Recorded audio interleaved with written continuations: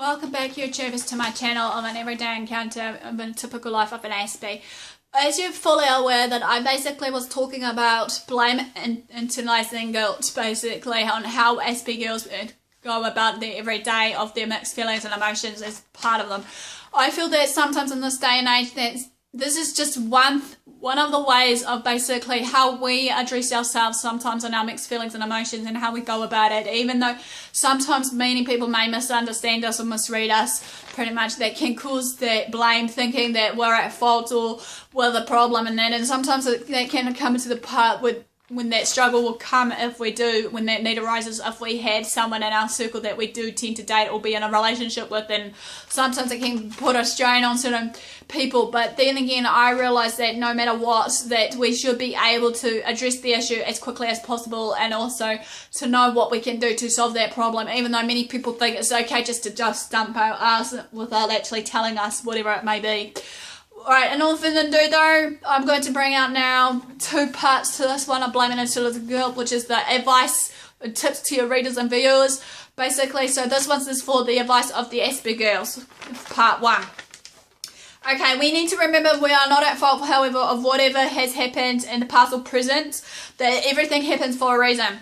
We are here for a reason because obviously we are here to actually fulfill our destiny journey of what we need to do, be it if we want to succeed in life, be it a writer, be it an actor, be it a preacher, be it whatever role we want to dream of doing, be it if we want to be a counsellor or whatever the need arises.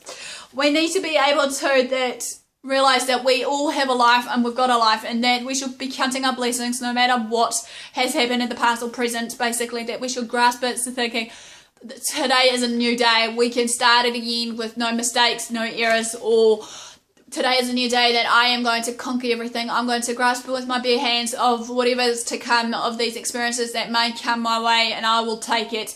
It's a matter of taking that leap of faith of the unknown, and basically of these uncertainties that hopefully we'll meet, and these unknown and uncertainties of these open doors of opportunities may give us some shade of light and hope in the future. We've got to realise also though, however, many people think that being a Aspie is a curse. To me, I look at it as a blessing. I've been looking at the positivities. Yeah, I may have my struggles, you know, in ways, weaknesses and strengths, but sometimes if we can work along with these weaknesses together, we should be able to make a positive outcome. We are all special and unique, however, no matter what it is, in this day and age, we are loved. We've got our parents to thank that bore us into the world, even though we may be different.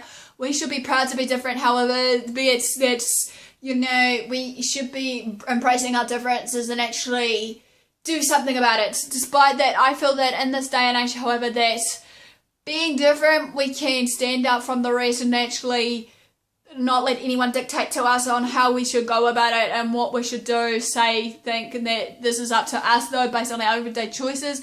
We shouldn't let anyone dictate to us, however. Don't let others tell you otherwise, that you're not special or unique, or that you're nothing, you're hopeless and all this. This includes with us AsperGirls that do suffer with it. If we do tend to have that negativity thought, we're hopeless with this, with that, with that. Like I said, if you can, follow me on my channel with this, basically on that other channel I've got, after this one of an everyday encounter of the beauty from ashes, I've done some decree series that hopefully should build you guys up and encourage you all, no matter who it is, from all walks of life. Some of our family and friends may need to read and research and do their homework about us with AS and support us 100% or not at all. This is based on everyday choices. Some people may not even lift a finger, at least to try and understand us, even though, as I said so many times before, there's a lacking of understanding, knowledge and awareness here. This is the main reason, or one of my main purposes and goals on this channel, to raise this awareness and knowledge and know-how, hopefully to gain a better understanding of me on how I work, even though, as I said before, many people with AS, different stages in their lives, will encounter differences of how they go about doing their everyday stuff, sort of thing, no matter what it may be. That's, you know, we need to just work along these differences and accept these differences, as I see so many people. So I may say you've got it all figured out, and basically we don't need anyone, we can do it on our own. But however, I don't agree with that. We need to basically understand that we need people around us for support. Again, as I've said so many times before, acceptance and basically appreciation and feeling wanted in the group is important. Like anyone, we would want appreciation and everything. Most of us, however, or most of all, some of us Aspies don't ask for much when it comes down to even A, if we were dating or in a relationship, B, when we do turn around and socialise with you. Sometimes, though, this will continue on the piece that I'm hoping to address in the next series based on people with ADHD socialisation skills, sort of thing, socialising with ADHD. I'll give you a lowdown later. But this goes for most of us. Some of us Aspie don't ask for much, as I said, for fear of maybe rejection, fear of basically what people may think or say about us, regardless of our differences of how we may think, say, or do towards a particular thing, you know. But that's fine. Some people may not want to hear of our challenges that we face every day. That's fine also, again, by choice. But then again, some people may think it's too much for them because they've got enough going on their plate. But then again, I believe that regardless of what's on their plate, we can work together and hopefully, you know, get involved with one another. Well, not too involved as such, but then again, just being there for support is the main key, I reckon, anyway. Sometimes also, though, however, regardless of all that, I believe that whatever we face, I do assume so much to a point that it does create so much negativity, so much frustration, so much, you know, disagreements through certain people in my social circle to the point that they're saying, oh, you need to bloody shut up and just do the job, blah, blah, blah, or whatever.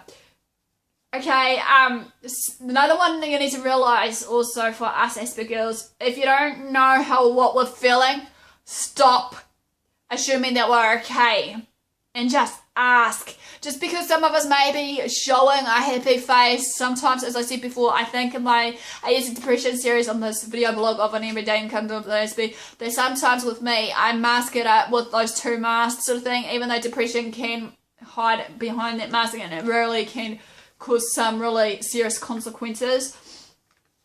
We need to remember that also, for everybody, NTs included, that needs to include everybody in your social circle of social activities, be it whatever it may be, because, you know, at the end of the day, social involvement is important.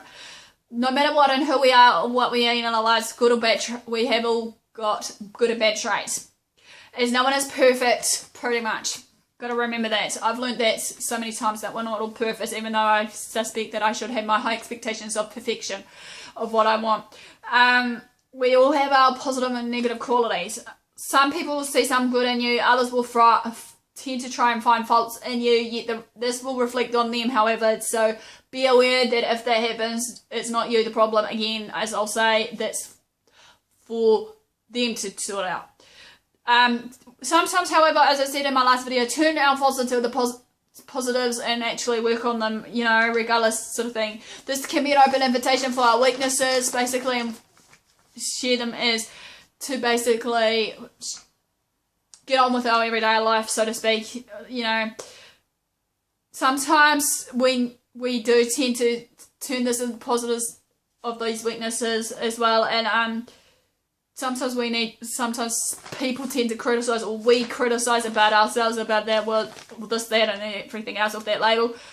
Bully, then we tend to become the bully sort of thing, and then tend to take it on everyone else.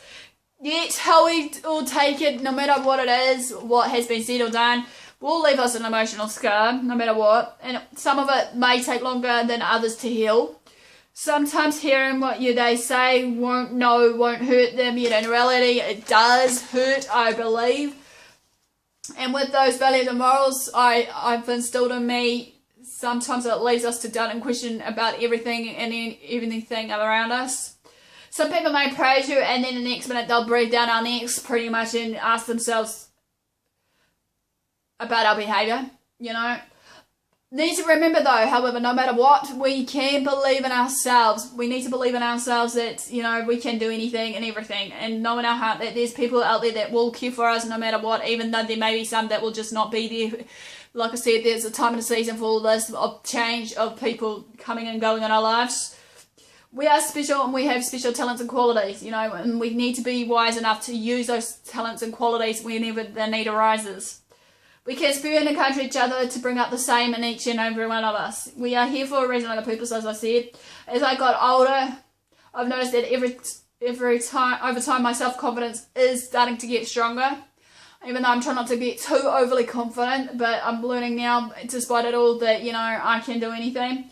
For sudden changes in environment, like moving house if need be, however, you know, renovate the room to make it come a peaceful place for us to just relax, rewind, and basically, you know, just sit there, you know, even if the going gets tough, when it gets too overwhelming, however. Also, last but not least, have family and friends to support you through everything that you go through, and also be kind to yourself, regardless of it all, of what goes down with us. That's all for the AsperGirls advice for them on basically the blame and internalizing guilt. The next one over is basically part 2, which is advice for the viewers and readers, parents and the like, basically that may have someone that suffers with AS, and this is just going to give you encouragement, alignment and support, hopefully, to let you know that, you know, this is nothing to do with. So, and all further ado, thanks for watching, guys, and I'll see you all soon.